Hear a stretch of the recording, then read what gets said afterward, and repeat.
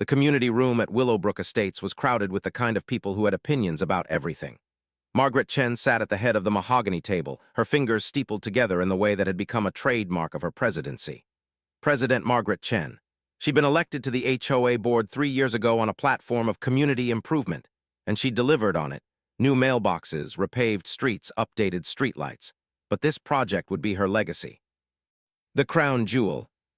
The children in this neighborhood have nothing, Margaret said, her voice carrying the certainty of someone who believed she alone could fix what others had let crumble. No safe place to play. The closest park is 2 miles away. We have 12 acres of unused land at the northwest corner. It's perfect. Around the table sat the other board members. Tom Bradley, the treasurer, was scrolling through his phone. Susan Nakamura, vice president, was taking notes. Derek Paulson, maintenance supervisor, was leaning back in his chair with the kind of casual disinterest that came from 20 years of property management. And then there was Robert Kinsey, the newest member, fresh from selling his tech startup and buying into Willowbrook 3 months ago. He wore the enthusiasm of someone who believed money could solve anything. "How much are we talking?" Robert asked, his eyes bright with the prospect of building something. "The complete build-out, playground equipment, safety surfacing, lighting, irrigation, comes to about $180,000, Margaret said. But I've already applied for a grant. We might get $60,000 of that covered. $120,000 from the HOA budget? Derek didn't hide his skepticism. That's aggressive. We've got reserve obligations, street maintenance, the irrigation system is aging. Margaret waved her hand. We have the reserves. This is an investment in the neighborhood's future, in the children. The way she said, children, made it clear that disagreeing with her meant you didn't care about children. It was a rhetorical move that had worked every time. I'm in, Robert said immediately. I've got kids. This is exactly what my family needs. Tom looked up from his phone. Who's managing the project? I've already reached out to Premier Construction, Margaret said. They submitted a bid of $147,000 for everything, including the equipment installation and final inspection. $147,000, Derek's voice sharpened. The engineering survey alone would cost. Already done, Margaret interrupted. Preliminary survey came back clear, no issues. This was the first lie, not a huge lie technically, but a lie nonetheless. The survey had flagged potential soil composition concerns in the northwest section. The surveyor had recommended a more thorough geotechnical analysis before any construction. Margaret had read that report, frowned at its cost, another $8,000, and decided that flagged concerns was different from actual problems. The preliminary survey was clear enough, mostly clear. The kind of clear that let you sleep at night if you didn't think about it too hard.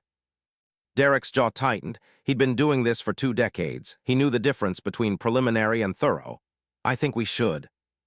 The vote is being called, Margaret said, her eyes sweeping the room. All in favor of moving forward with the Willowbrook Community Playground project, premier construction bid, groundbreaking in 6 weeks. Tom's hand went up immediately. Robert's followed half a second later. Susan voted yes, though her expression suggested she was following Margaret's lead rather than her own conviction. Derek kept his hands on the table. Derek, Margaret's smile was patient, the kind a teacher gives to a student who's being difficult. I have concerns, Derek said carefully. I'd like a full geotechnical survey before we break ground. It's $8,000, but it's insurance. The board has spoken, Margaret said, as if Derek hadn't spoken at all. It's 4-0, the project is approved. Derek stared at her. That's not how voting works, I voted no. Margaret's smile didn't waver. 3-1 then? Anyway, it passes. Congratulations, everyone, we're building a playground. The room exhaled. Robert was already texting someone, probably his wife. Tom was already calculating how to move money around. Susan was writing things down in her careful, organized way. Derek sat still, his hands still on the table, and thought about all the things that could go wrong when people didn't listen to people who actually knew something. 2 days later, Derek was standing in the northwest corner of the property with a cup of coffee and a growing sense of dread. The 12 acres had been cordoned off with orange construction fencing.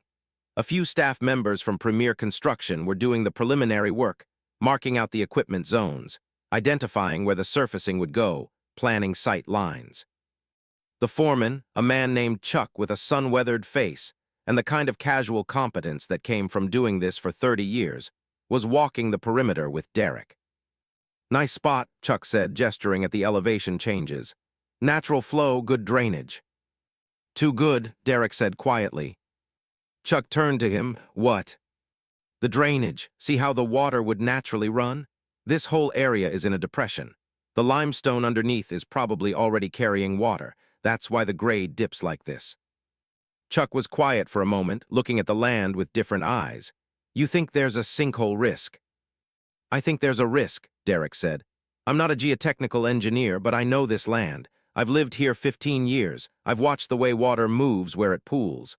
I've watched cracks in concrete follow specific patterns, and I've watched the county records." "County records?"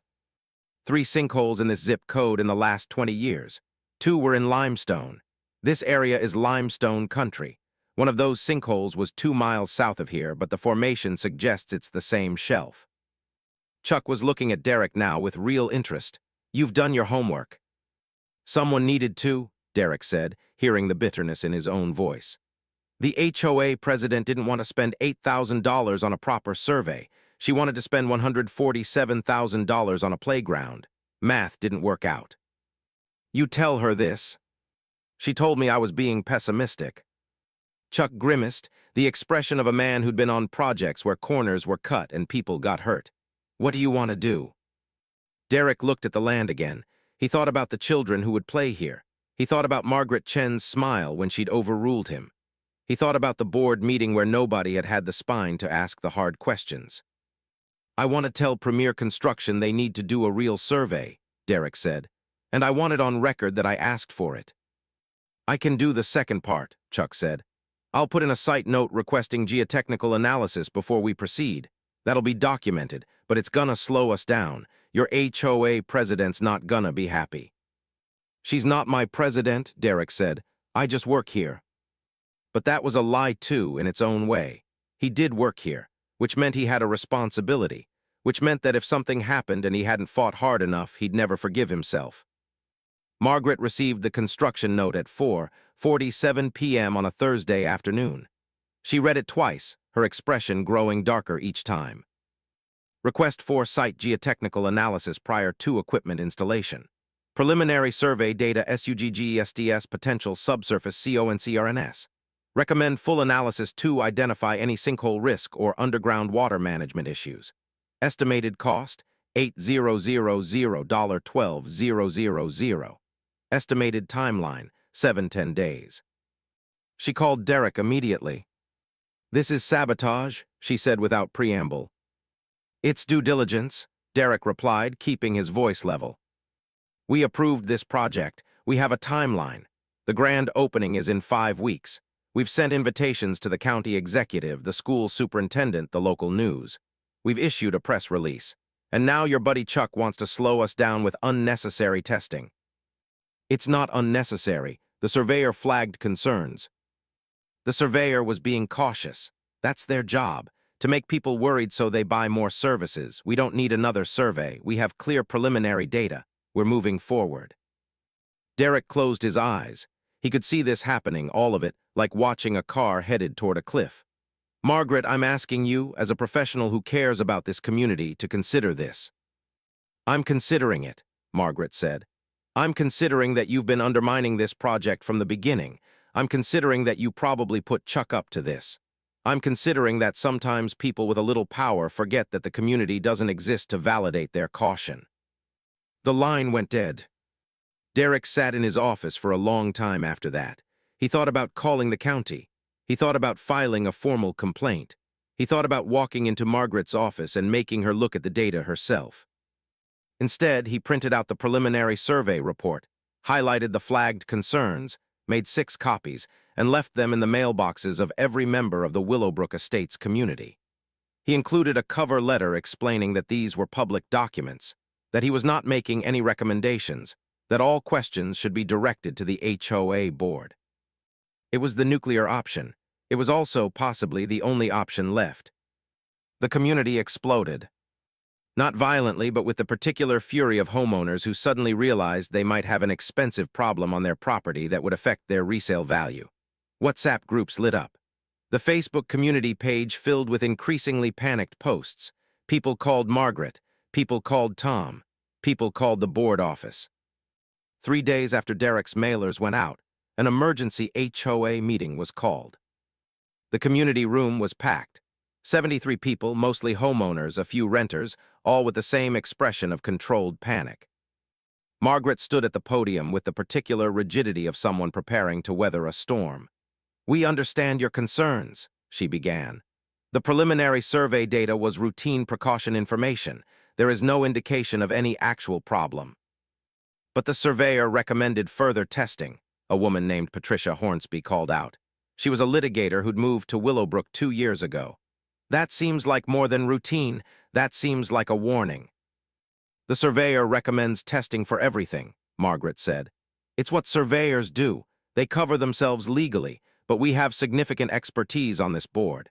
Derek Paulson, our maintenance supervisor, has extensive experience with local conditions, and he cleared the land for development." Derek felt every eye in the room turn to him. He stood up. "I did not clear the land," he said quietly. "I actually recommended against moving forward without proper geotechnical analysis. I recommended this at the board meeting. I also recommended it to Ms. Chen directly when the construction note came in requesting it. I made a formal request that it be documented. That request was denied." The room went very quiet. "I want to be clear," Derek continued, "that I'm not an engineer. I can't tell you there definitely is a problem. But I can tell you that the conditions here suggest there might be one, and that we should know before we put children on playground equipment over potential subsurface voids." Margaret's face had gone the color of old pavement. "We're going to suspend construction pending a full geotechnical survey," Robert Kinsey said suddenly from the back of the room. He was standing up, his tech startup wealth giving him a kind of casual authority. "This is about risk management. We do proper analysis, we get a clean bill of health, we move forward. That's it. That's the decision." He looked at Margaret. "Right." Margaret looked at the room. The room looked back at her. In that moment, she realized that her legacy was no longer the beautiful playground she'd envisioned. Her legacy was now going to be whatever happened next. "Yes," she said quietly, "we'll do the survey." But as the meeting dissolved into logistics and planning, Margaret caught Derek's eye. It wasn't a look of gratitude. It was a look of someone mentally calculating how to make sure that when blame came due, it didn't land on her. Derek recognized that look. He'd seen it before. It was the look of someone who just realized that things had gotten too big to control and who was starting to think about who could take the fall. The geotechnical survey took 9 days. The engineering firm sent a team with ground-penetrating radar, soil borings, and hydrology specialists. They spent a day on site taking core samples at 17 different locations. They ran the samples, analyzed the data, created subsurface maps. And on day 10, Derek got the call from Chuck. "You need to see this," Chuck said. Derek drove over to the site immediately. Chuck was standing with the lead surveyor, a woman named Dr. Lisa Okonkwo, who had the bearing of someone who'd spent her career being right about things nobody wanted to hear. "The limestone shelf underneath this property is severely compromised," Dr. Okonkwo said without preamble. "We've identified 3 separate zones with significant subsurface voids. They're not currently active, no water flowing through them at sufficient force to create new erosion, but they exist, and they're not stable." She pointed to a map covered in red zones. "This area here, where the playground equipment would be located, sits directly over one of the larger voids. It's approximately 30 feet below the surface, but the limestone around it is porous and weak." "How weak?" Derek asked, though he already knew the answer. "If you add a concentrated load, say, a playground structure with multiple children on it, and if there's any water movement at all during heavy rain events, there's a significant risk of collapse. I'd estimate a 40 to 60% probability of catastrophic failure within the first 3 years of operation." Derek felt something collapse inside him, not the ground, but his sense of relief at being right. Because being right in this case meant a disaster had been avoided. But it also meant that Margaret Chen had made a decision that could have killed children. "We recommend against any construction on this site," Dr. Okonkwo continued. "We recommend against any development that would place people or structures over these zones." The second community meeting happened on a Thursday evening. The same room, different energy. Margaret stood at the podium looking like she hadn't slept. Her husband was in the audience, watching her with the expression of someone watching a car accident in slow motion. The geotechnical survey has identified structural concerns that we take very seriously, Margaret began. She sounded like she was reading a prepared statement, which she was. There are subsurface voids in the limestone, Tom Bradley interjected from the side of the room, trying to get ahead of the narrative. But the survey team has recommended that we can build around them. We can relocate the equipment to a safer zone. We can. No, Dr. Okonkwo said from where she was standing in the audience. We cannot recommend that. The subsurface voids are distributed across the entire proposed development area. Attempting to relocate equipment would only move the risk, not eliminate it.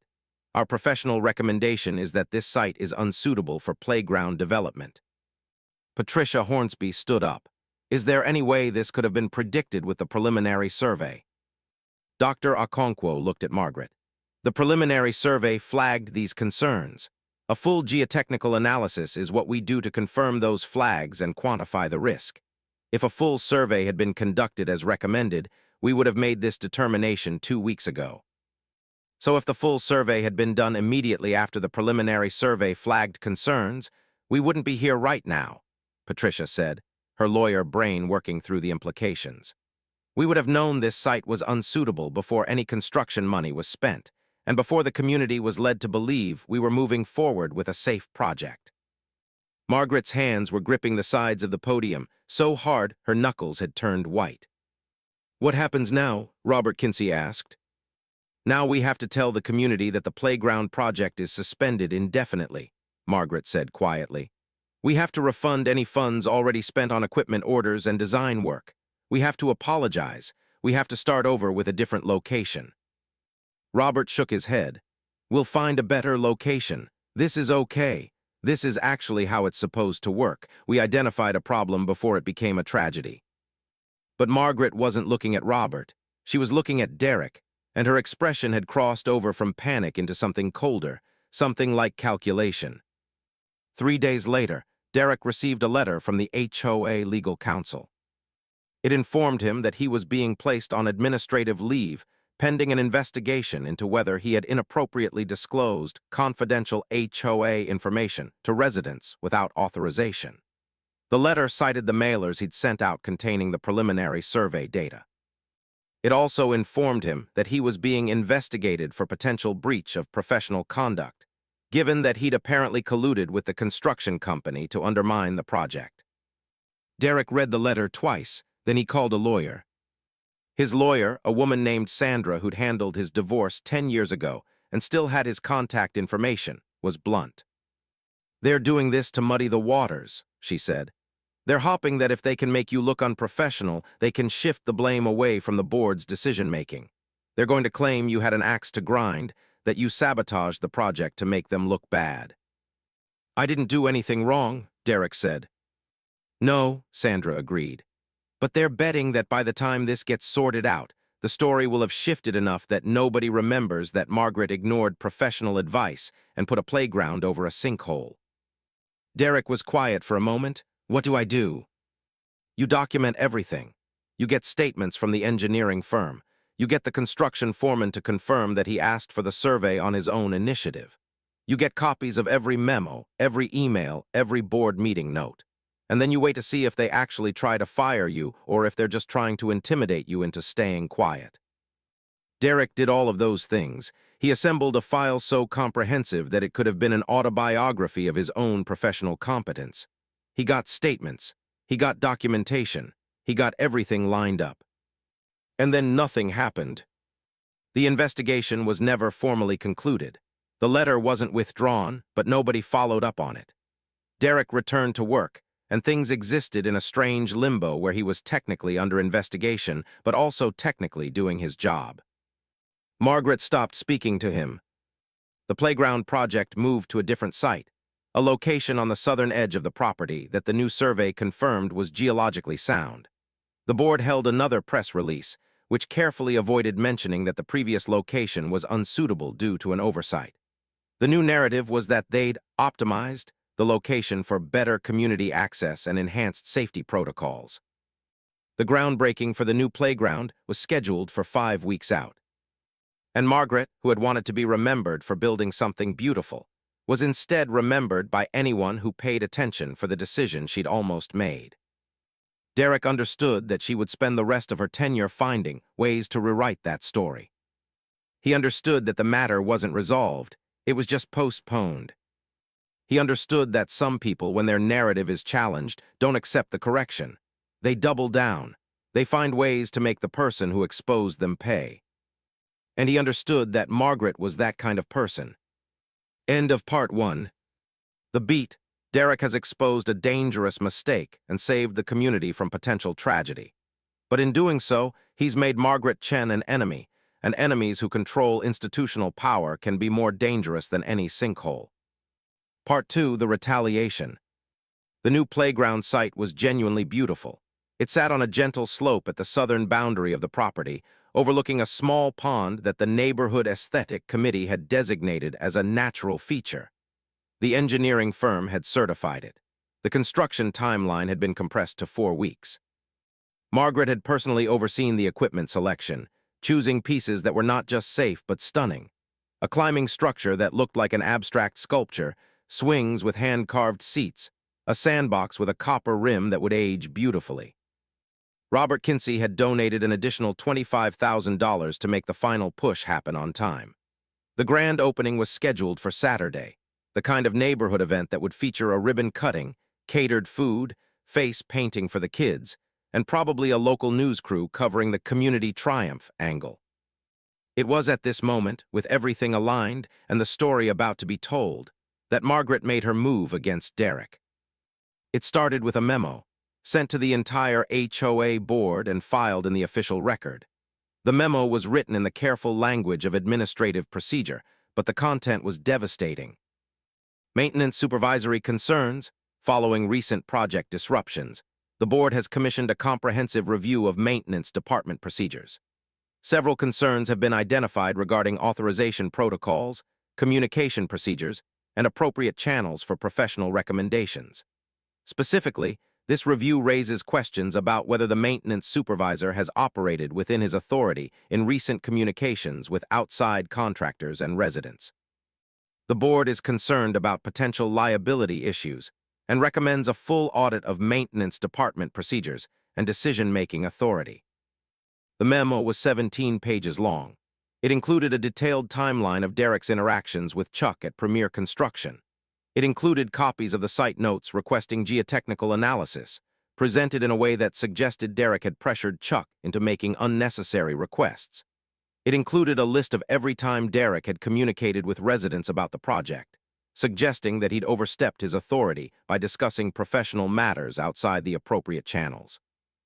It concluded by recommending that the board consider restructuring oversight of maintenance operations to ensure appropriate delegation and control.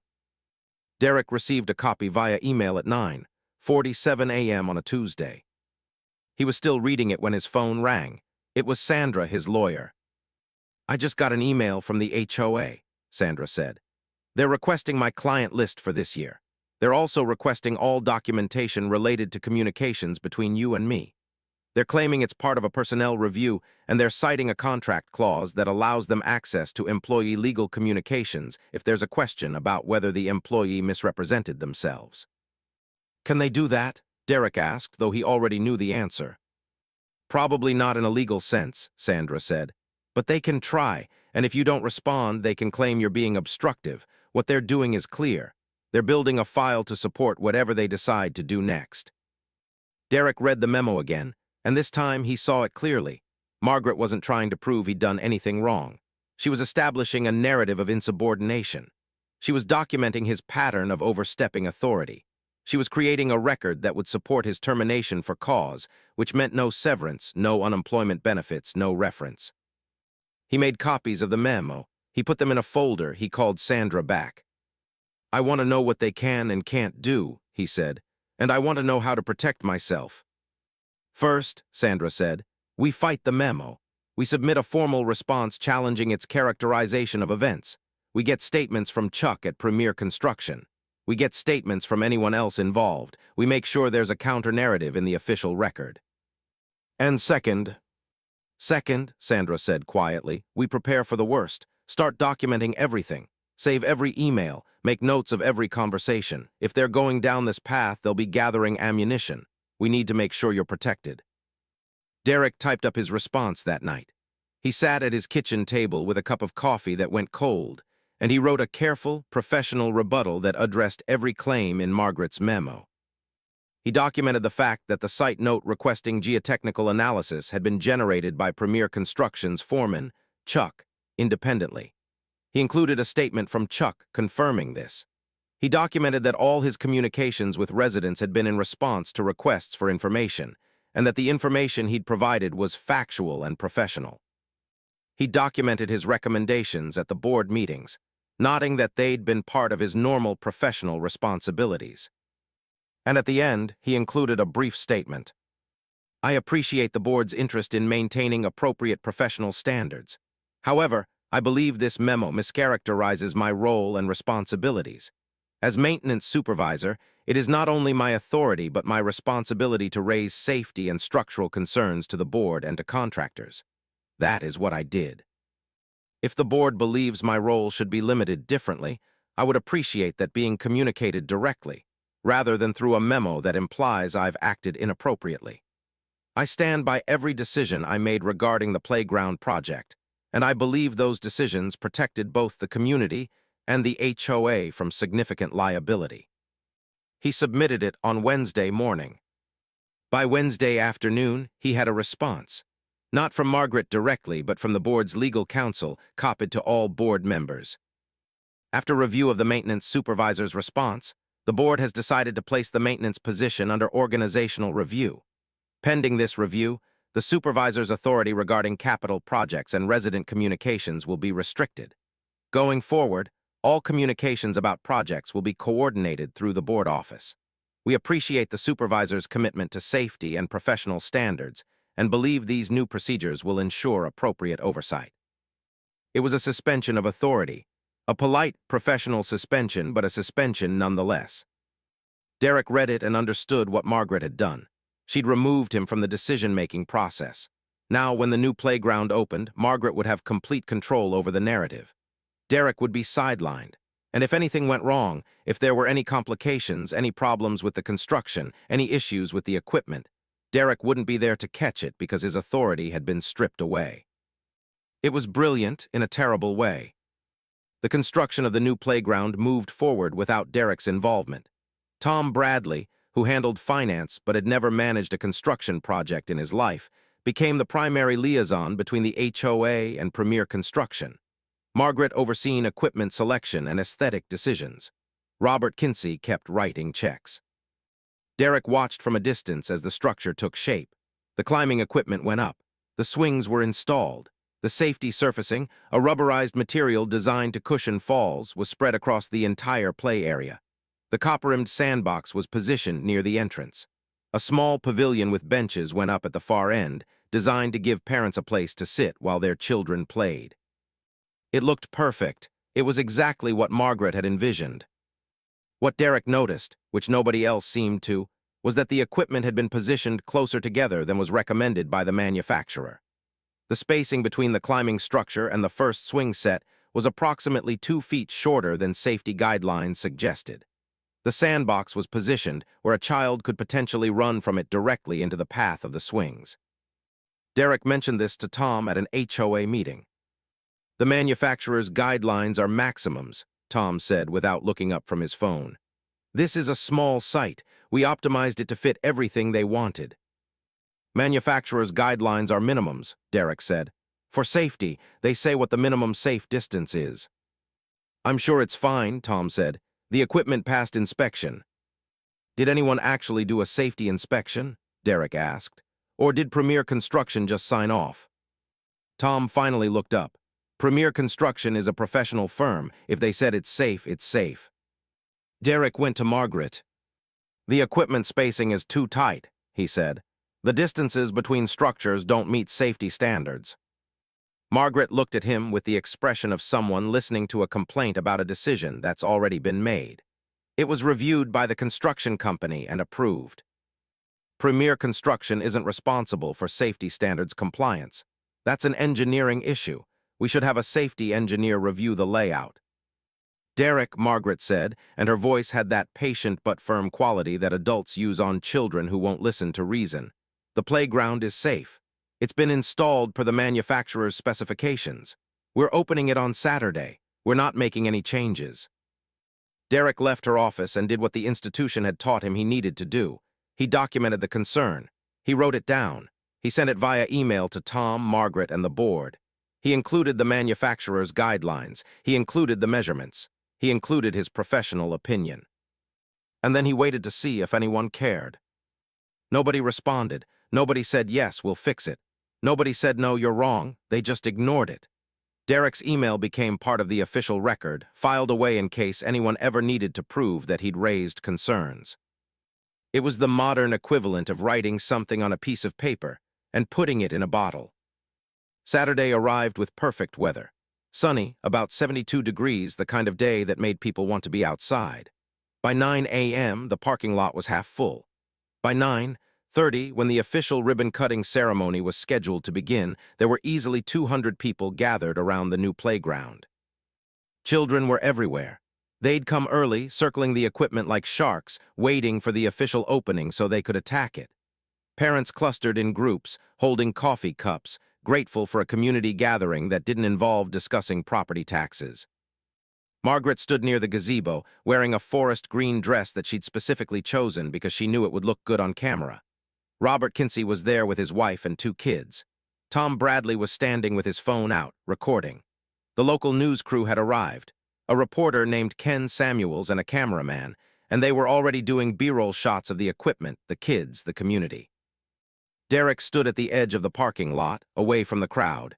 He'd been asked to attend by the board as a gesture of community appreciation, but he'd kept his distance. He watched as Margaret approached the microphone set up near the ribbon. "Welcome, Willowbrook Estates," Margaret said, her voice carrying across the crowd. "Today is a day we've been looking forward to for months. Today, our community completes a project that shows what we can accomplish when we work together, when we invest in our children's future, when we believe that our neighborhood deserves beautiful things." The crowd applauded. "This playground represents more than just equipment and landscaping," Margaret continued. "It represents our commitment to each other, our commitment to safety, to quality, to creating a place where children can play and parents can feel secure." She paused for effect. Derek felt something twist in his stomach. "We faced some challenges along the way," Margaret said. "Some of those challenges came from people who wanted us to move too slowly, who wanted to focus on problems instead of solutions. But we persevered. We listened to the community. And we built something that meets the highest safety standards and will serve this neighborhood for decades." Derek understood what she was doing. She was rewriting the narrative. She was presenting the safety concerns as obstacles that she'd overcome with determination, not issues that had nearly led to disaster. She was making the near catastrophe into a victory story. She was doing exactly what she'd planned to do, make herself the hero of this story. "We're going to cut the ribbon now," Margaret said. "And then these children are going to show us what they think of our new playground." The crowd cheered. Margaret held up the huge ribbon-cutting scissors. Robert Kinsey positioned himself on the other side of the ribbon, ready for the ceremonial moment. Ken Samuels was filming it all. This was going to be the lead-in for the local news segment. This was going to be Margaret Chen's moment of triumph. Margaret raised the scissors. The crowd quieted. The moment crystallized, everything waiting suspended. And then one of the children, a 7-year-old named Lucas, broke away from the crowd and ran toward the equipment. He was excited. He was young. He saw the playground and wanted to play. He ran directly toward the climbing structure, charged up it with the unself-conscious energy of childhood, grabbed the bar at the top. And the entire left side of the structure shifted. The bolt that connected the climbing apparatus to its base had been installed upside down. This was a manufacturing error from Premier Construction, but it meant that the bolt, rather than threading into the base, was threading out of it. Every child who climbed the structure was gradually loosening it. The structure swayed. Lucas, disoriented by the movement, grabbed for stability. He reached for the swing set, which was 2 feet closer than it should have been. The swing came back toward him as one of the other children pushed off from it. The edge of the seat caught Lucas directly in the temple. The world seemed to pause for a moment. And then Lucas fell. He dropped from the climbing structure, a fall of about 8 feet, and landed hard on the rubber safety surfacing. He didn't make a sound, he just lay there. The crowd froze. Margaret was still holding the scissors. Ken Samuels was still filming. Robert Kinsey had his mouth open. Lucas's mother, a woman named Sarah Chen, no relation to Margaret, screamed. She ran toward her son and knelt beside him, her hands fluttering, not knowing where to touch him because she could see that something was very wrong. Derek was running before he even realized he'd started moving. He knelt beside Lucas and Sarah. "Don't move him," Derek said, his maintenance background giving way to something deeper, the instinct to protect. "Sarah, don't move him until we know what's injured." Lucas's eyes were closed. His breathing was shallow. There was a purple bruise already forming on the right side of his head. "Someone call 911, Derek said to the crowd. "Now." Tom Bradley had his phone out. He was still recording. Margaret had lowered the scissors. Ken Samuels was filming all of it. The ambulance arrived in 11 minutes. Lucas was conscious by then but confused. There was a cut above his eye that had bled down his face, making it look worse than it probably was, but the paramedics recognized the signs of possible head injury. They stabilized him, got him on a gurney, loaded him into the ambulance with his mother. The gathering had dissolved into chaos and fear. Parents were pulling their children away from the equipment. Some were taking photos, some were already on their phones. Margaret stood by the pavilion, the unused scissors still in her hand, watching as the ambulance drove away with its lights flashing. Ken Samuels approached her. "Are you okay to talk?" he asked, his reporter instincts running at full volume. "What happened?" "There was an accident," Margaret said, her voice carefully neutral. "A child fell, we called for help, that's really all I can say." "Did the equipment fail?" Ken asked. "I saw the structure move." "The equipment has been installed per manufacturer specifications," Margaret said, the prepared statement rolling off her tongue like she'd practiced it. Which, Derek realized, she probably had practiced it, the statement for exactly this kind of moment. "A child will sometimes play rougher than equipment is designed for. We're just grateful emergency services responded so quickly." Derek wanted to punch her. Instead, he walked over to the climbing structure. He reached up and grabbed the bar at the top. He pulled down with his full weight. The entire structure swayed. He turned to Ken Samuels, who was watching with his cameraman. "This bolt," Derek said, pointing to the connection point. "It's installed upside down. It's been getting looser every time a child climbs this." "You sure about that?" Ken asked, already gesturing to his cameraman to film the bolt. Derek pulled out his phone and texted himself a photo, establishing a timestamp.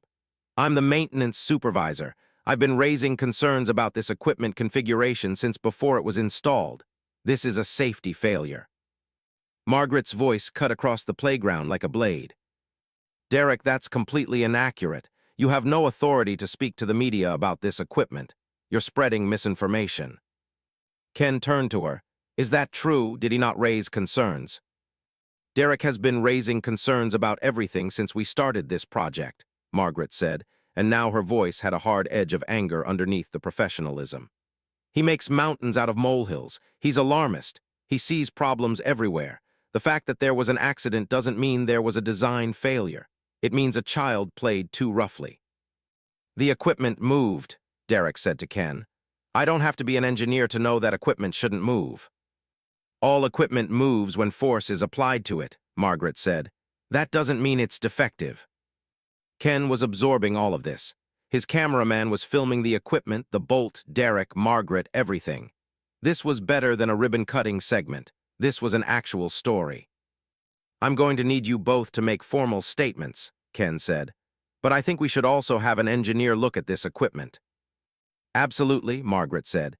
"We welcome a professional evaluation. I'm confident it will show that the equipment is perfectly safe." But her confidence was thin now, fragile like paint that had cracked and was starting to peel away. By the time Derek left the playground, his phone had 18 missed calls, 8 from journalists, 5 from other board members, 2 from lawyers, 3 from people whose names he didn't recognize but whose context became clear when he listened to the messages. They were parents, and their children had been at the grand opening, and they were terrified. He drove home and turned on the news at 5 p.m. Ken Samuel's segment led the broadcast. An accident at a neighborhood playground in Willowbrook Estates has raised questions about equipment safety and HOA decision-making, Ken said, his voice carrying the gravity of a story that had suddenly become much bigger than a local ribbon cutting. A 7-year-old boy was injured when playground equipment failed during the grand opening ceremony. We spoke with the maintenance supervisor, who claims the equipment has structural defects. They showed footage of Derek pointing out the bolt. They showed footage of Derek pulling down on the bar and the structure moving. They showed footage of Lucas being carried to the ambulance. They showed Margaret saying that the equipment was safe, that the child had played too roughly, that Derek was alarmist. And they showed Ken's closing statement. The equipment manufacturer did not return calls for comment. An engineering firm has agreed to inspect the playground tomorrow morning. The HOA has not responded to requests for further comment. Derek's phone rang. It was Sandra. They're going to fire you, Sandra said without preamble. Or they're going to try. I'm getting ready to file paperwork to protect your interests. But Derek, you need to understand that you've just made them look very bad on television. That changes the calculus for them. Now you're not just an employee they can quietly push out. You're the guy who exposed their mistake. They're going to see you as a liability. What do I do? Derek asked. You stay in your house, Sandra said. You don't talk to anyone else from the HOA. You don't post anything on social media. You don't try to explain or defend yourself. We let the engineering report speak for itself. And then we prepare for the lawsuit. Lawsuit. Lucas's mother is going to sue. The HOA, Premier Construction, potentially the equipment manufacturer. This is a liability nightmare for them. And when that lawsuit comes, they're going to try to minimize your role in exposing the problems. They're going to try to claim you mishandled maintenance, or that you had an axe to grind, or that your professional opinion was colored by personal vendetta. Derek understood then what Margaret had been preparing for. The memo recharacterizing his actions, the restrictions on his authority, the careful framing of his safety concerns as insubordination. It had all been building a case. Not a case for firing him, but a case for discrediting him. So that when the truth came out, they could say he was a bitter employee who'd been trying to destroy the project, not a professional who'd been trying to protect the community. He'd won the argument, but he was about to lose everything else. The engineering report came out Monday morning. The structural engineer, a man named Dr. James Patterson, who had done playground equipment evaluations for the county for 15 years, found multiple critical failures. The climbing structure bolt installed upside down, exactly as Derek had identified. Inadequate spacing between the climbing structure and the swing set. A weld on the sandbox frame that hadn't been properly cured, creating a stress point. Incorrect installation of the safety surfacing, which was 25% thinner in one section. The equipment manufacturer's safety protocols had not been followed during installation. Dr. Patterson's conclusion was unambiguous. The equipment installation does not meet safety standards. The configuration creates unnecessary risk to children. This installation should not have been approved for use. Ken Samuels had the report exclusively. The Tuesday evening broadcast led with it.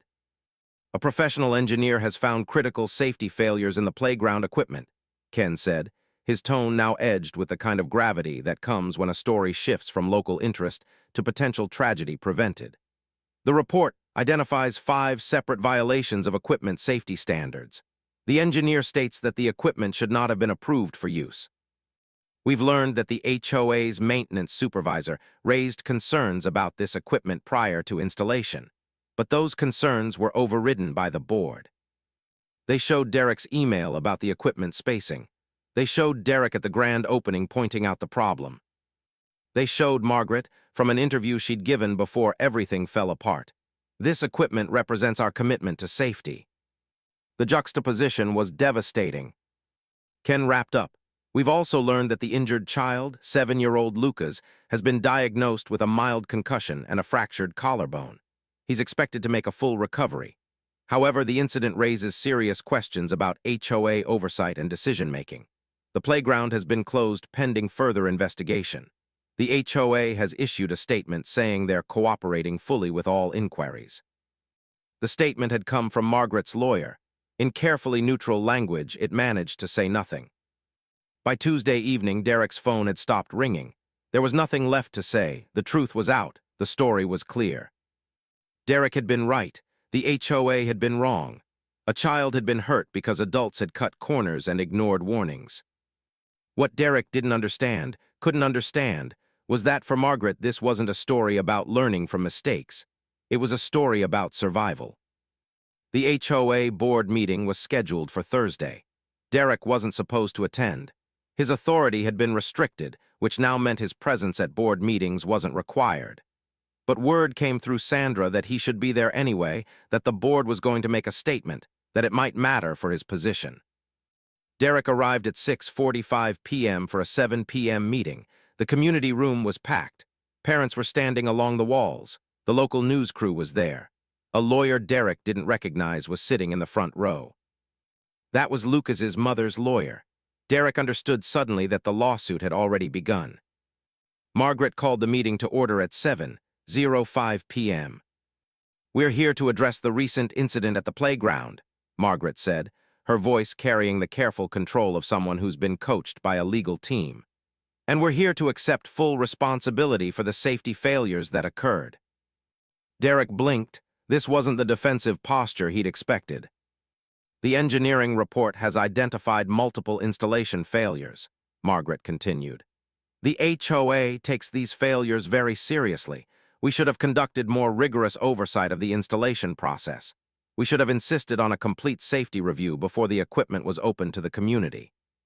She paused. Derek could see her jaw tightening. This was hard for her, admitting failure. "Additionally, we have become aware that our maintenance supervisor, Derek Paulson, raised specific concerns about this equipment prior to installation. Those concerns should have been taken more seriously. Mr. Paulson made recommendations that we did not follow. I take responsibility for that decision." Derek felt the room shift. All eyes were on him now. "Moving forward," Margaret said, "we're going to implement new procedures. All equipment installations will be overseen by an independent safety engineer. All installations will be subject to third-party inspection. And we are going to seriously reconsider how we handle professional recommendations from our staff." She was doing damage control, smart damage control. Tom Bradley spoke next. "The HOA has been in contact with our insurance carrier. We are cooperating with all ongoing investigations. We have also fired Premier Construction and will be seeking damages from them for breach of contract." That was interesting. Premier Construction became the sacrificial lamb. Derek understood suddenly that Margaret had calculated the liability. She could either go down with the construction company or she could separate herself from them, claim she'd been misled, and position the HOA as a victim of contractor incompetence. "We're implementing a corrective action plan," Margaret continued. "All equipment will be removed and reinstalled according to specifications. A third-party engineer will oversee the work. We expect this to be complete within 2 weeks." It was a masterstroke of crisis management. Margaret was admitting to systematic failure while simultaneously positioning the HOA as the organization that was fixing it. She was throwing Premier Construction under the bus. She was praising Derek while simultaneously erasing the fact that she'd ignored him. Robert Kinsey spoke up. "I also want to say that this is a learning moment for all of us. We as a board should have been more diligent. We should have listened to our professionals. I believe we've learned that lesson, and we're going to do better going forward." He sounded genuinely contrite. Derek realized that Robert probably felt genuinely contrite. Robert was a tech guy who believed in moving fast and fixing problems. He'd learned a lesson about the cost of moving too fast in physical spaces where bodies could break. A parent in the audience raised her hand. "Is the equipment safe now?" "No," Margaret said immediately. "The equipment is not currently safe for use. It will remain closed until it has been reinstalled to specifications and certified by an independent engineer." "When will that be?" 3 weeks, Tom said. "We're prioritizing the remediation work." Ken Samuels raised his hand. "Did anyone investigate how the equipment was installed incorrectly if it was overseen by a professional construction company?" Margaret looked at Tom. Tom looked at Margaret. We're still investigating that, Tom said carefully. Initial indications suggest that the installation crew may have deviated from the plans without authorization. That's a matter between the HOA and Premier Construction. We're reviewing all communications and work orders. The lawyer in the front row, Lucas's mother's attorney, was taking notes. Everything being said was being documented, was becoming evidence. Derek stood up. "I want to say something," Derek said. Margaret's expression didn't change, but he saw her shoulders tense. "I raised concerns about this equipment prior to installation," Derek said. "I raised them at board meetings, in writing, and in conversations with board members. Those concerns were not acted upon. I believe that if those concerns had been taken seriously, this accident would not have happened." He paused. He thought about what he wanted to say next. He thought about his career, his future, the careful dance he'd been doing around institutional authority. "I'm going to say this clearly," Derek continued. "I believe there was a failure of governance on this board. I believe that professionals, in this case, a surveyor and a geotechnical engineer and a maintenance supervisor, were ignored when they raised concerns. And I believe that children were put at risk because of that failure." "Derek," Margaret began. "I'm not finished," Derek said. He felt something harden in him. He'd been careful. He'd followed procedures. He'd documented everything. And it hadn't mattered. The institution had protected itself anyway. So now he was going to stop being careful.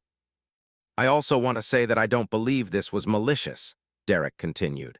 "I believe Margaret Chen wanted to do something good. I believe the board wanted to do something good. But I believe that wanting to do something good and actually doing the work to ensure it's safe aren't the same thing. And I believe that when professionals raise warnings, those warnings need to be heeded, not dismissed." Ken Samuels was filming. The parents were silent. Lucas's mother's lawyer was still taking notes.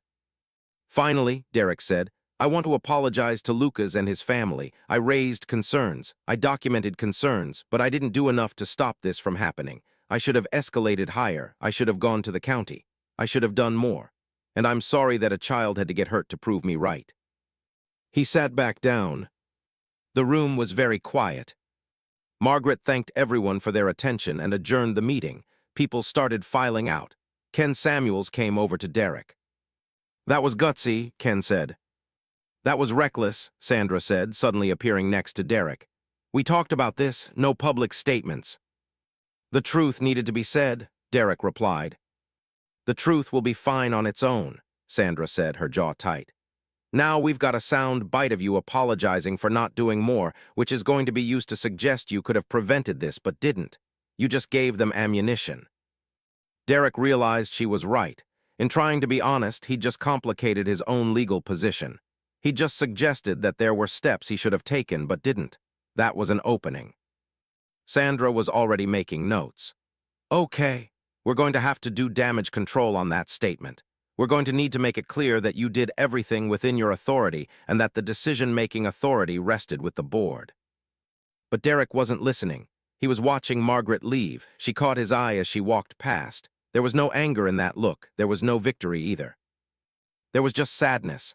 The kind of sadness a person feels when they've burned a bridge and they've only just realized it. Thursday night, the HOA sent Derek a new memo. It wasn't a termination notice. It was something worse. It was a restructuring notice. Effective immediately, Derek's position was being eliminated. The maintenance supervisor role was being replaced by a contract service with an external property management company. Derek was being offered a severance package, 2 months' salary, continued health insurance through the end of the year, a neutral letter of reference. It was handled with enough professionalism that it was almost cruel. They were firing him, but they were doing it in a way that wasn't firing. They were eliminating the position. It wasn't personal. It was just business. Derek read it 5 times. Each time he understood it more clearly. Margaret had gotten what she wanted. She'd insulated herself from the initial criticism by admitting to failures and implementing corrective measures. She'd fired Derek from public accountability by apologizing for not listening to him. She'd praised him while simultaneously removing him from any future influence on HOA decisions. She'd turned his vindication into his exile. Sandra called while Derek was still reading the memo. "Don't sign anything," Sandra said. "We're going to fight this. This is retaliation. You raised safety concerns and now they're eliminating your position. That's textbook retaliation. Is it though? Derek asked. Or is it just a coincidence? In employment law, the proximity is everything, Sandra said. You make a safety complaint. 3 days later, your position is eliminated. That's retaliation. But Derek wasn't sure. He'd seen enough of how institutions work to know that there was always plausible deniability. They could say they'd been planning to contract out maintenance services. They could say they wanted professional property management. They could say Derek's concerns weren't the reason. They were just the catalyst that accelerated a decision they'd already been considering. He had 2 weeks to decide whether to accept the severance or fight. He spent those 2 weeks talking to lawyers, updating his resume, and watching Ken Samuel's ongoing coverage of the playground story. Premier Construction fired back at the HOA by releasing all their communications. The released documents showed that the HOA had pressured them for a tight timeline, had resisted additional safety inspections, and had specifically asked them to cut costs. One email from Tom Bradley to Chuck had said, "We need to keep this under $147K. Find ways to reduce installation costs without compromising the build. We trust your judgment." Cut costs without compromising the build. But compromising the build was exactly what had happened. Ken Samuels covered all of this. The HOA's response was that the email had been misinterpreted.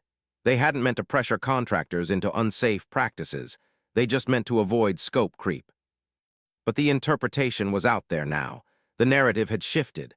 Margaret was no longer the well-intentioned HOA president who'd learned a lesson. She was the administrator who'd cut corners and put children at risk. On the Thursday after the board meeting, Derek accepted the severance. Sandra objected. "We could fight this," she said, "and spend $30,000 in legal fees to win a case that might get me my job back at an organization that now hates me," Derek asked. "No, I'm done. I want out." He signed the documents. He got the severance check, a direct deposit that cleared the same day. He got the letter of reference, which was so neutral it was almost invisible. And then he was gone. 17 years of employment ended in an email and a severance check. On Friday, Derek cleaned out his office. It took him 2 hours to pack up a decade and a half of work. Family photos, certificates, the plaques that had been given to him over the years for outstanding service. He packed it all into boxes and carried them to his car. When he drove out of the parking lot at Willowbrook Estates for the last time as an employee, he felt like he was leaving a piece of himself behind. The person who'd cared about the details. The person who'd tried to warn people. The person who'd believed that institutions rewarded integrity. That person was gone. The playground was finally repaired and reopened 3 weeks later. The equipment was reinstalled according to specifications. A third-party engineer certified it as safe. There was a small ceremony, much smaller than the original grand opening, where Margaret cut the ribbon again, and this time there were no accidents. Ken Samuel's coverage of the reopening was sympathetic but muted. The story had already happened. The sinkhole had already been avoided. The child had already been injured. The reopening was just cleanup. Derek didn't attend. He did see Ken's segment, though. Ken reported that the HOA had taken steps to ensure future safety and that lessons had been learned. Ken also reported that several staff changes had been made, including the elimination of the maintenance supervisor position. Ken didn't mention Derek by name. He didn't need to. Anyone who'd been following the story knew what had happened. Lucas recovered fully from his injuries.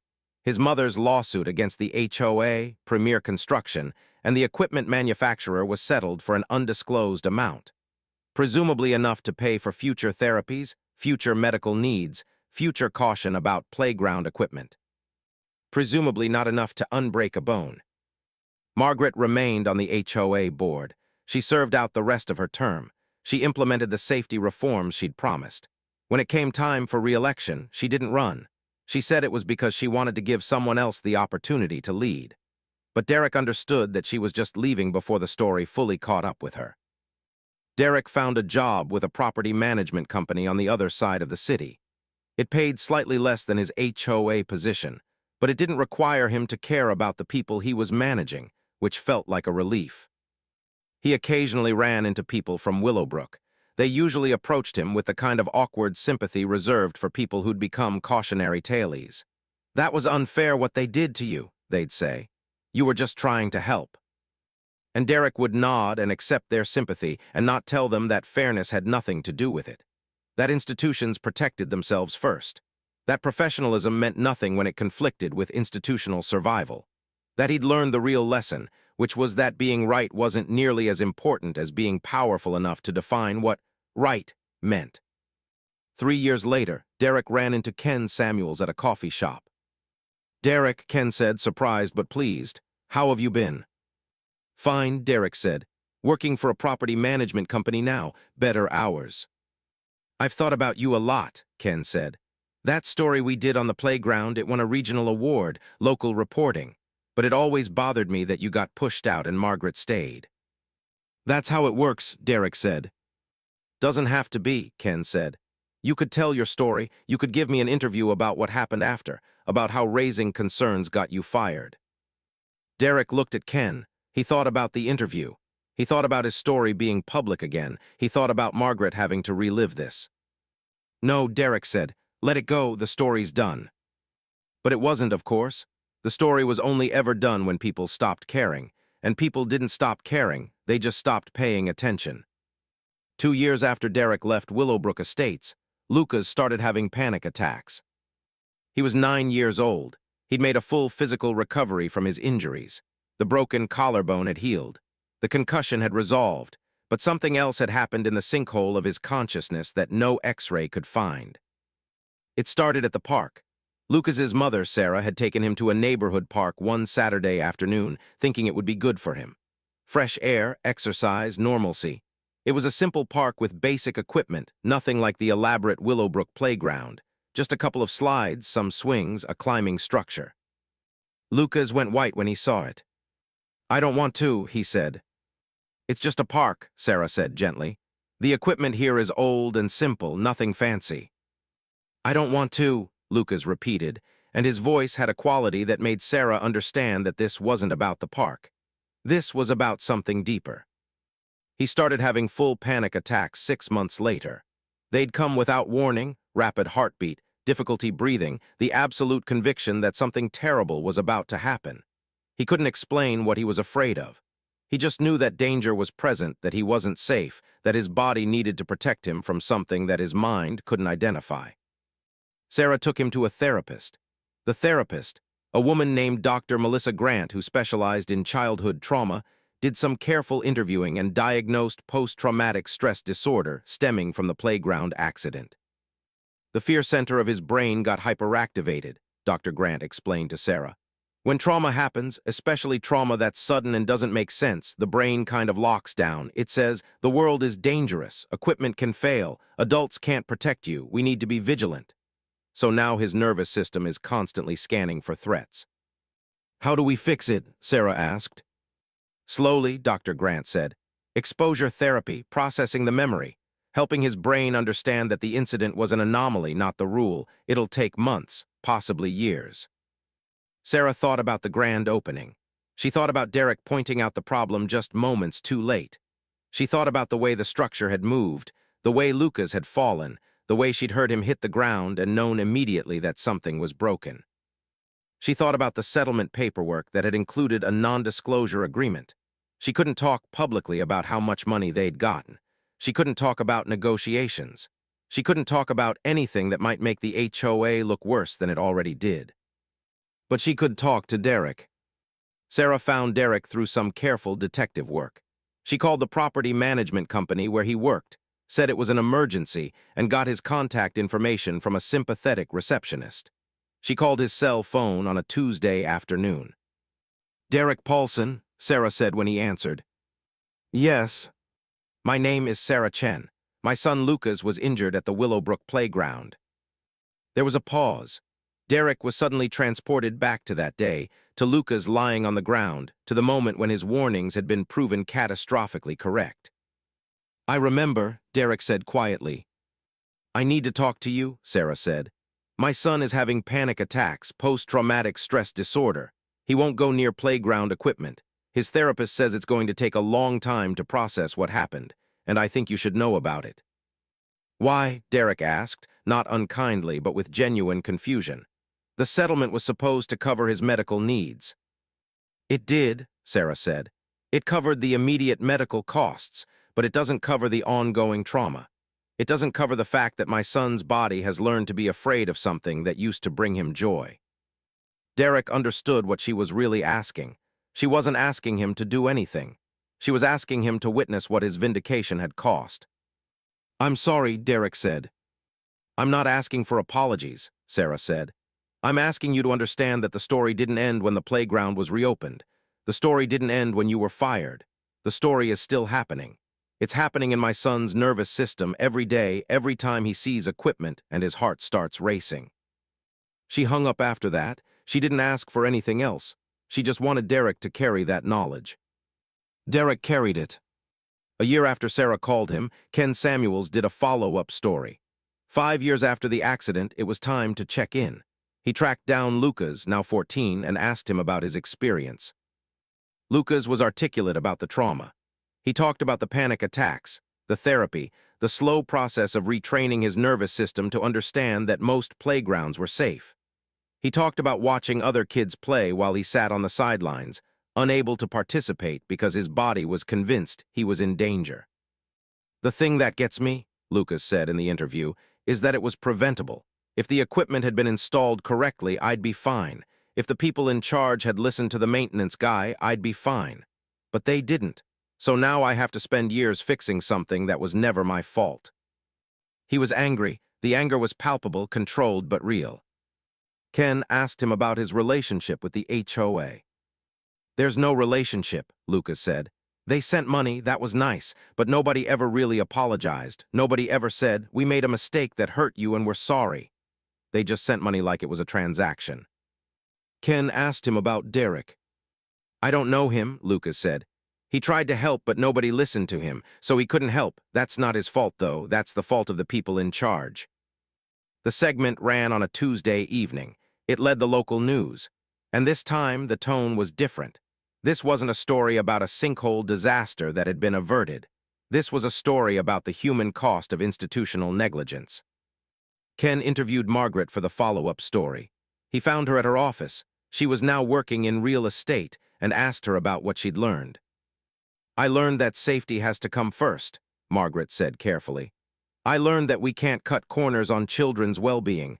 I learned that professional advice needs to be heeded." "Do you regret the decisions you made?" Ken asked. "Of course," Margaret said, "but I can't change the past. I can only move forward and apply the lessons I learned." "Do you regret removing Derek Paulson from his position?" "That was a structural decision about the organization," Margaret said. "The HOA needed to bring in professional management. That was separate from Derek's performance." "Do you believe that Derek was retaliated against for raising safety concerns?" "Absolutely not," Margaret said. "Derek was valued. We removed the position because we wanted to modernize our management structure. Those are separate issues." Ken's expression said clearly that he didn't believe her. But Margaret's answer would hold up. There was no smoking gun proving retaliation. The timeline was bad, but it wasn't definitive. It was the kind of thing that felt wrong without being provable. Ken did interview Derek for the follow-up segment. Derek was quieter now, more careful with his words, but he was willing to speak. "I tried to prevent this," Derek said, "but the institution wasn't built to listen to people like me. It was built to listen to people with power and authority and budgets. I had data and expertise, but I didn't have power, and in institutions, power wins." "Do you feel that you were punished for being right?" Ken asked. "I feel that I was removed from an environment that no longer wanted me once I'd said something it didn't want to hear," Derek said carefully. "Whether that's punishment or just institutional self-protection, I'm not sure there's a difference." "What would you have done differently?" "I don't know," Derek said. "I raised the concerns through the proper channels. I documented everything. I went through the process, and it didn't matter. So maybe the answer is that I should have gone to the county. I should have called a journalist. I should have done something outside the institution instead of trusting the institution to police itself. But I didn't know that. I believed that good faith and professionalism would matter." Ken asked him if he'd regret that decision. "Every day," Derek said.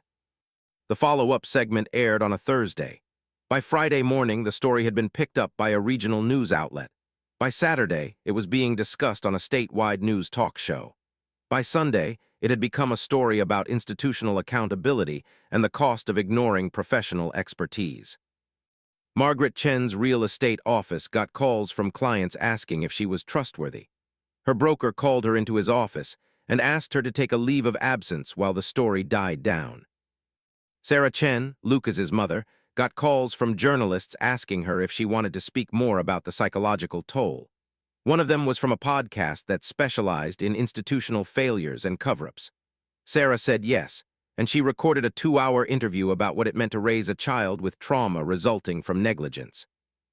On the podcast, Sarah said something that became a kind of rallying cry. "We give institutions the benefit of the doubt. We assume that the people in charge are competent and that they care about us. But what happens when that assumption is wrong? What happens when the people in charge care more about their own image than about children's safety? We have to hold them accountable, not just with lawsuits and settlements, but with visibility. We have to make sure that what they did is seen and remembered. We have to make sure that the cost of their negligence doesn't disappear with a non-disclosure agreement." The podcast episode went viral. Sarah started getting media requests. She started getting messages from other parents who'd had similar experiences with institutions that protected themselves rather than their children.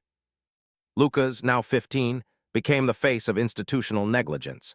He did interviews with the kind of eloquence that teenagers sometimes have when they're expressing something they've lived with for years. "The sinkhole didn't cause my PTSD," Lucas said in one interview. "The negligence caused it. The people who knew better but didn't listen caused it. The system that protected them instead of protecting me caused it. So when I have a panic attack at a playground, I'm not just remembering the accident. I'm remembering that the adults who were supposed to protect me chose not to." 3 months after the follow-up segment aired, Derek got an email from a lawyer named Richard Hoffman who specialized in whistleblower protection and institutional retaliation. The email was straightforward. "I've been following your story through the media coverage.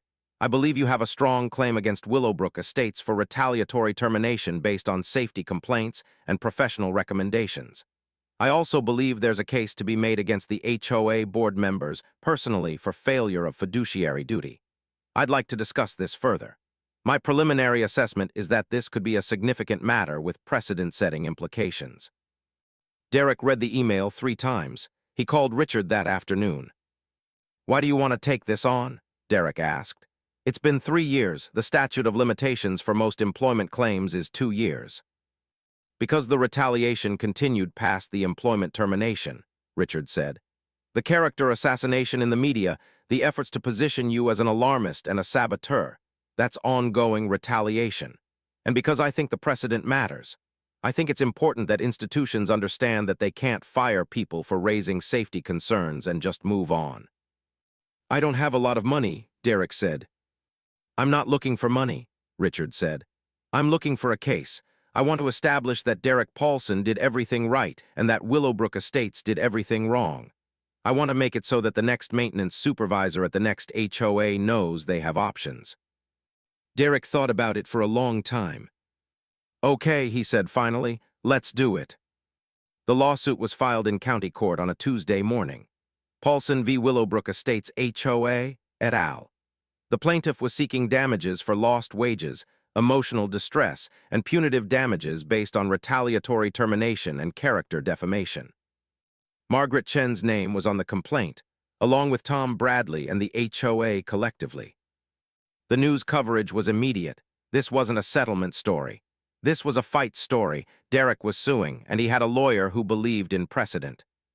Ken Samuels, of course, covered it first. His segment that evening was titled "Whistleblower Takes Action." Derek Paulson, the maintenance supervisor who warned the HOA about playground safety failures, is now suing for damages related to his termination, Ken reported. The lawsuit claims that Paulson was fired in retaliation for raising safety concerns. If successful, the case could establish important precedent for how institutions handle employee whistleblowers. Margaret's lawyer issued a response. Ms. Chen and the HOA board strongly deny the allegations in this lawsuit. The maintenance supervisor position was eliminated as part of a planned restructuring of HOA operations, not in retaliation for anything. We look forward to defending ourselves vigorously in court. But vigorous defense was harder when the facts were already public. Derek had done everything right. The institutions had tried to suppress the truth. A child had been hurt. And now Derek was asking the court to make the institution pay for that narrative. The discovery process took 6 months. Richard's legal team gathered every document, every email, every memo related to the playground project. They deposed Margaret, Tom, Susan, and Robert. They talked to Chuck at Premier Construction. They talked to Dr. Lisa Okonkwo about the engineering recommendations. And in that process, it became abundantly clear that Margaret had known about the geotechnical concerns and had chosen to ignore them. The emails were damning. An internal email from Margaret to Tom, dated 3 weeks before the grand opening, read, "I know Derek is still concerned about the equipment spacing, but I've looked at the manufacturer's specifications and I don't think it's the safety issue he claims. Let's proceed as planned." She'd looked at the specifications. She decided she understood them better than the people who'd actually written them. She'd made an informed choice to ignore the warnings. That email changed everything. Richard put in a motion for summary judgment, arguing that the evidence was so clear that there was no need for a trial. Margaret's own words proved she'd known about the safety concerns. The termination had occurred immediately after Derek had publicly raised concerns about those issues. The connection was obvious. The judge agreed. In his summary judgment ruling, he wrote, "The evidence demonstrates that defendant Margaret Chen was made aware of professional safety concerns regarding the playground equipment installation. Defendant Chen was further aware that plaintiff Derek Paulson was the source of these concerns. Within 3 days of plaintiff making those concerns public, plaintiff's employment position was eliminated. While defendant may claim this was part of planned restructuring, the timing and circumstances suggest a retaliatory motivation." Summary judgment is granted on the issue of retaliation. The matter now proceeds to trial for determination of damages. Margaret had lost, not everything but the critical thing. The court had found that she had retaliated against Derek. Her lawyer immediately appealed, but the momentum had shifted. The story was no longer about Derek being an alarmist or Margaret being a well-intentioned administrator who'd made mistakes. The story was about an institution protecting itself and punishing the person who'd exposed it. The trial was scheduled for 4 months later. Derek spent those months preparing. He met with Richard regularly. He reviewed all the documents. He prepared for the deposition where Margaret would have to face him and explain her decisions. The night before the trial, Derek couldn't sleep. He sat in his apartment and thought about what the next day might bring. He thought about seeing Margaret in person for the first time in 4 years. He thought about having to testify about the experience of being pushed out. He thought about the possibility of winning, money, vindication, acknowledgement that he'd been right. But mostly he thought about whether any of it mattered, whether money could fix the institution's broken character, whether winning in court could undo the way institutions had taught him not to trust them, whether vindication felt like anything compared to what you'd lost. At 8:47 a.m., he walked into the courthouse with Richard Hoffman at his side. Margaret was already there, sitting with her lawyer, looking like she hadn't slept either. Their eyes met for a moment. Derek saw something in that moment, not apology but recognition. Margaret recognized that she'd lost control of the narrative. The story didn't belong to her anymore. It belonged to Derek, to Lucas, to the judge, to the institutional systems that were about to determine who was right. And in that moment, Derek understood that he'd won something already. He'd forced the institution to be accountable. He'd made Margaret stand trial. He'd put the consequences of negligence on display. The judge called the court to order. "Let's begin," the judge said. Margaret testified first. Richard questioned her with the particular intensity of someone who'd spent months studying her character and finding it wanting. "Ms. Chen," Richard said, establishing his presence before the bench, "did you receive the preliminary survey report that flagged concerns about subsurface geological conditions at the Northwest Playground site?" "Yes," Margaret said. Her voice was steady, but her hands were gripping the edge of the witness stand. "And did that report recommend a full geotechnical survey?" "Yes, but—" "Yes or no, Ms. Chen?" "Yes." "And the cost of that survey was approximately $8,000. "Approximately, yes." And your HOA approved a $147,000 budget for the playground equipment and installation. We did. So $8,000 would have represented less than 6% of the total budget. Yes. Richard let that sink in. Then he pulled out an email. I'm showing you what's been marked as Exhibit 14. This is an email dated March 15th, 3 weeks before the grand opening. It's from you to Tom Bradley. Let me read it for the court. I know Derek is still concerned about the equipment spacing, but I've looked at the manufacturer's specifications and I don't think it's the safety issue he claims. Let's proceed as planned. Did you write this email? I did, but... Thank you. I didn't ask for qualification. Now, Ms. Chen, you stated in the email that you had looked at the manufacturer's specifications. Had you actually received formal training in reading playground equipment specifications? No. Had you received formal training in structural engineering? No. Had you received any training in assessing playground safety? I had researched. Yes or no, Ms. Chen? No. Richard let that hang too. Then he pulled out another document. I'm showing you Exhibit 15, which is the formal email from Derek Paulson to you, Tom Bradley, and the board expressing concerns about equipment spacing and requesting that a safety inspection be conducted. This is dated March 16th. You received this. Yes. And how did you respond? Margaret's jaw tightened. I told Derek that we were moving forward as planned. You told your maintenance supervisor, who has 17 years of experience maintaining this property, who had formal training in structural assessment, that his professional concern was overridden by your personal research into manufacturer's specifications. I told him that I was confident the equipment was safe based on my review of the specifications. You were confident, Richard repeated. Not that you had an engineer confirm it was safe, but that you were personally confident. Margaret's lawyer objected. The judge overruled him. Let me move forward, Richard said. After the accident, did you receive the geotechnical engineer's report? Yes. And that report identified the equipment spacing as a violation of safety standards. It did. So the professional concern that Derek Paulson raised, the concern you overrode based on your personal confidence in reading specifications, was validated by an actual structural engineer. The accident wasn't necessarily caused by the spacing alone. I didn't ask what caused the accident. I asked if the spacing violation was validated by an engineer. Yes. Richard nodded.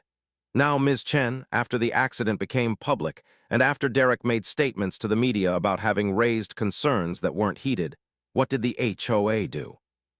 We issued statements that took responsibility for the failures. And you also placed Derek's employment position under investigation for inappropriate disclosure of HOA information, correct? We conducted an internal review. Yes or no, Ms. Chen? Yes. And within 3 days of Derek making his concerns public, his position was eliminated, wasn't it? The position was being restructured. Ms. Chen, 3 days, yes or no? Margaret was quiet for a moment, then yes. The courtroom was silent. Richard walked back to his table and let that silence sit. Then, one more question, Ms. Chen. If Derek Paulson had not raised the safety concerns, if he had kept silent when he believed children might be at risk, do you believe an accident would have occurred? Margaret's lawyer objected. The judge sustained it, but Richard had made his point. Derek testified next. He walked through his 17 years at Willowbrook Estates. He explained his professional responsibilities. He walked through every concern he'd raised, every time he'd recommended the geotechnical survey, every conversation with Margaret and Tom. When the preliminary survey flagged concerns, what did you recommend? Richard asked. I recommended that we conduct a full geotechnical survey before moving forward, Derek said. It was standard practice for projects of this size. And your professional recommendation was rejected. Yes, Margaret Chen made the decision to proceed without the full survey. Did you know at that time that a child would be injured as a result? No, but I knew the risk existed. I knew that if there were subsurface voids and there was heavy rain, there could be structural failure. I knew that was a possibility, and I tried to prevent it. And when you publicly raised these concerns after the accident, what happened? The HOA placed me under investigation. My authority was restricted, and then my position was eliminated. Did you understand that elimination to be related to your safety concerns? Yes, Derek said. I believed then, and I believe now that my position was eliminated because I'd publicly stated that the HOA had ignored professional safety warnings. Margaret's lawyer cross-examined Derek with the kind of intensity reserved for hostile witnesses. Mr. Paulson, when you sent mailers to the community containing the preliminary survey report, weren't you violating your employment contract by disclosing confidential HOA information? The preliminary survey report was factual, public information about a project that was affecting the community, Derek said calmly. I disclosed information that the community had a right to know. But you didn't request permission from the HOA before disclosing that information. No. And when the HOA asked you to explain why you'd done this, didn't you acknowledge that you'd done so without authorization?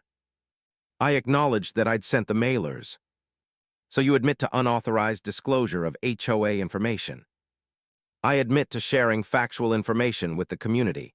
Whether I needed permission to do that is a legal question, not a factual one. Margaret's lawyer tried several more angles: Derek's motivation for undermining the project, his relationship with Chuck at Premier Construction, whether he was a troublemaker who'd always been difficult to work with. But Derek answered everything with the kind of calm professionalism that made it clear he had nothing to hide. By the time Derek was done testifying, the pattern was established. Derek had done his job, Margaret had ignored him, a child had been hurt, and Derek had been punished for being right. The jury deliberated for 6 hours. When they came back, the foreman handed the verdict to the bailiff, who handed it to the judge. The judge read it silently first, then aloud. On the count of retaliatory termination based on safety complaints, the jury finds for the plaintiff. On the count of damages for lost wages, the jury awards $127,000 in compensatory damages. On the count of damages for emotional distress and career disruption, the jury awards $250,000 in compensatory damages. On the count of punitive damages, the jury awards $500,000. The total was $877,000. Margaret's face went white. Derek felt something shift inside him, not quite relief, not quite vindication, but something like completion. The story went viral immediately. Local news covered it. Regional news covered it. And then national news outlets picked it up because the story fit a narrative they wanted to tell, about institutions protecting themselves, about whistleblowers being punished, about how the system was rigged against people who tried to do the right thing.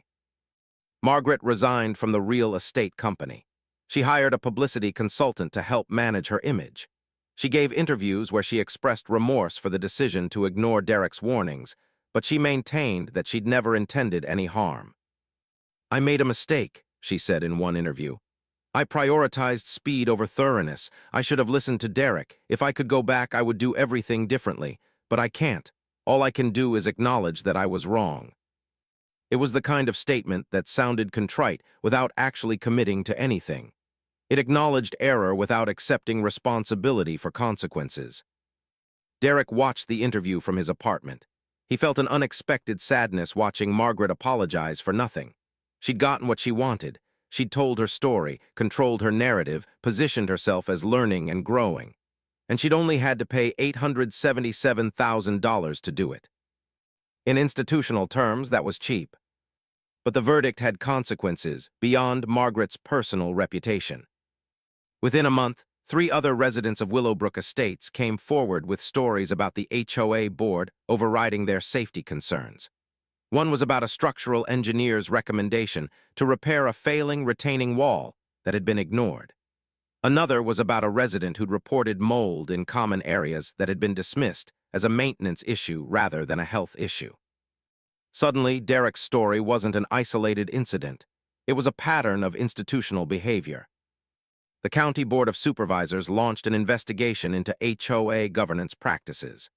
News coverage expanded to include stories about how HOAs operated with minimal oversight and how boards could make decisions that affected residents' safety with no meaningful accountability.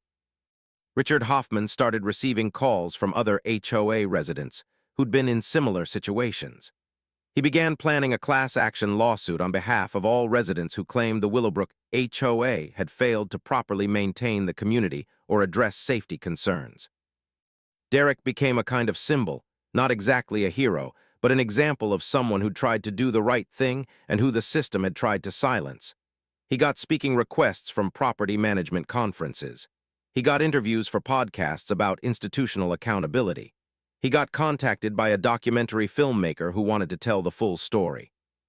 He said yes to some of them. He said no to others. He was careful about not turning his experience into a brand, but he understood that his story mattered because it wasn't unique. It was only unique in that he'd fought back. 6 months after the verdict, Derek received a letter. It was from Lucas. "Dear Derek, I'm writing this as part of my therapy to process the experience I had and my feelings about what happened. I wanted to tell you that I know what you did. I know you tried to prevent the accident. I know they fired you for it. And I know that's not fair. My therapist says that understanding what happened and who's responsible is an important part of healing. So I wanted to tell you that I blame Margaret Chen and the HOA board, not you. You did the right thing. They did the wrong thing. And I'm sorry they punished you for trying to protect kids like me. I'm in therapy now and I'm getting better. I'm not afraid of playgrounds anymore. Mostly, I'm still working on it. But I know why I was afraid, and I know it wasn't because playgrounds are actually dangerous. It's because adults let me down. But you didn't let me down. You tried, so thank you. Lucas." Derek read the letter multiple times. He kept it on his refrigerator for a year. And then one day, he took it down and put it in a box with other important documents. Not because he'd forgotten it, but because he needed to move forward. He needed to stop being the guy who'd been fired for being right. He needed to become the guy who'd fought back and won. On the first anniversary of the verdict, Ken Samuels did another follow-up segment. Derek was invited to comment. He gave a careful statement. "I learned a lot from this experience. I learned that institutions protect themselves first, last, and always. I learned that being professional and documenting concerns doesn't guarantee anything.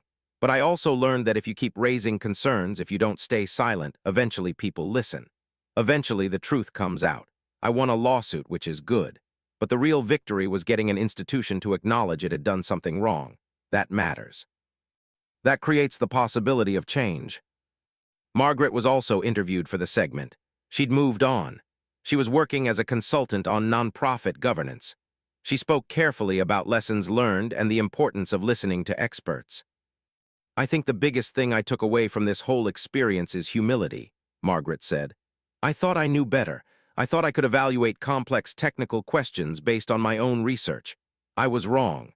And now I spend my time helping organizations understand the dangers of that kind of overconfidence." It was a good statement. It positioned her as reformed, as having learned. It acknowledged the wrong without dwelling on it. Ken asked her if she'd ever apologized directly to Derek.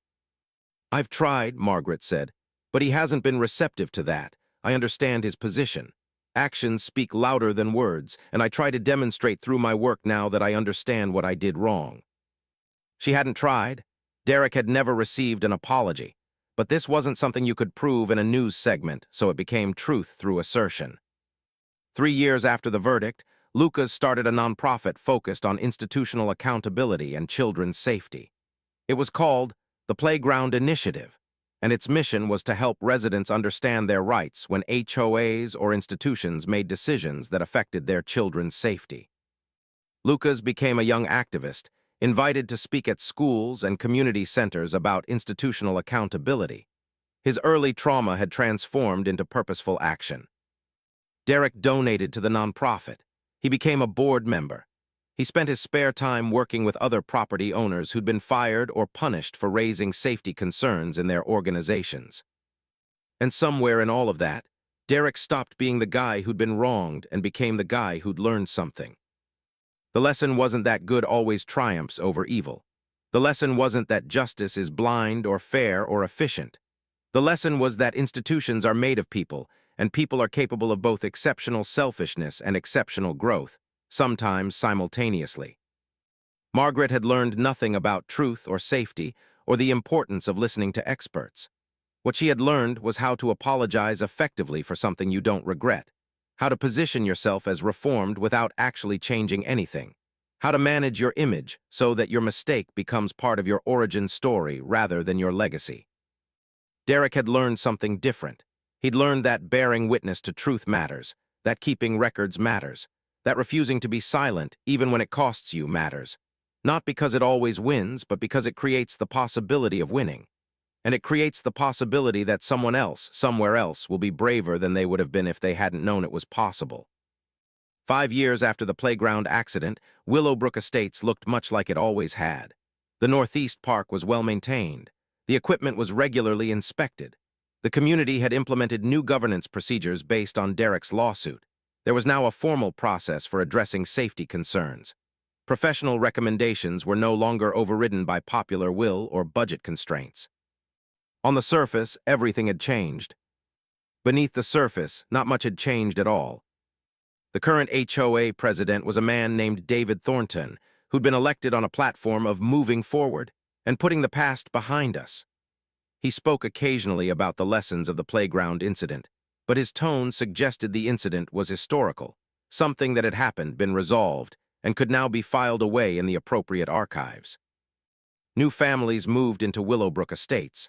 They didn't know about the accident. They didn't know about Derek. They didn't know about the near miss that had become a full collision. To them, the community was just a place with nice homes and good schools and an active HOA that organized events and maintained the grounds. Derek thought about this sometimes, how quickly trauma becomes history, how quickly history becomes forgotten, how institutions depend on forgetting in order to move forward. Margaret had moved to another state. She was working for a consulting firm that specialized in nonprofit governance. Every so often, her name would appear in a LinkedIn article about leadership lessons or crisis management. The playground incident was never mentioned by name, but the lessons seemed to come from somewhere, presumably from the lived experience of being sued for ignoring safety concerns. Lucas, now 19, was in college studying policy and institutional accountability. The Playground Initiative had become a recognized nonprofit in the state. They'd helped 17 families navigate disputes with their HOAs about safety and decision-making authority. Their success rate was modest, but their existence created something that hadn't existed before, an alternative to accepting institutional decision-making as inevitable. Sarah Chen had returned to work. She still thought about the moment of the accident sometimes, but it was different now. The acute fear had transformed into a kind of permanent wariness. She understood now that institutions couldn't be trusted implicitly, that professional experts needed to be listened to, that sometimes you had to be willing to lose in order to win. Derek, 48 years old, was still working for the property management company. He'd been promoted to regional director, overseeing maintenance operations across 12 different communities. He used his authority to implement rigorous safety protocols.